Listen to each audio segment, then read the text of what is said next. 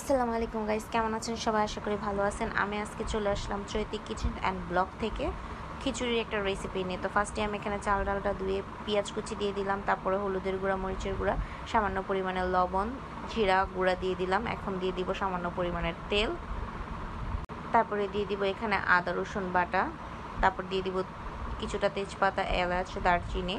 এখন দিয়ে দিলাম কুচি করা আলু, তারপর সব উপকরণ একসাথে মাখিয়ে নেব। এই তো আমার উপকরণ সবগুলো একসাথে মাখানো হয়ে গিয়েছে। এখন আমি সামান্য কিছু পানি দিয়ে চুলায় বসিয়ে দেব। এই তো এখন আমি দিয়ে দিব বাটা জিরার গুঁড়া। তারপর এই তো দেখতে দেখতে আমার খিচুড়িটা হয়ে গেল। এখানে আমি কাঁচামরিচও দিয়েছি, কিন্তু ভিডিওটা স্কিপ হয়ে গিয়েছে, আপনারা দিয়ে দিবেন। কেমন হয়েছে আমার খিচুড়িটা কমেন্টে জানাবেন। আল্লাহ হাফেজ। আসসালামু আলাইকুম গাইস, কেমন আছেন সবাই? আশা করি ভালো আছেন। আমি আজকে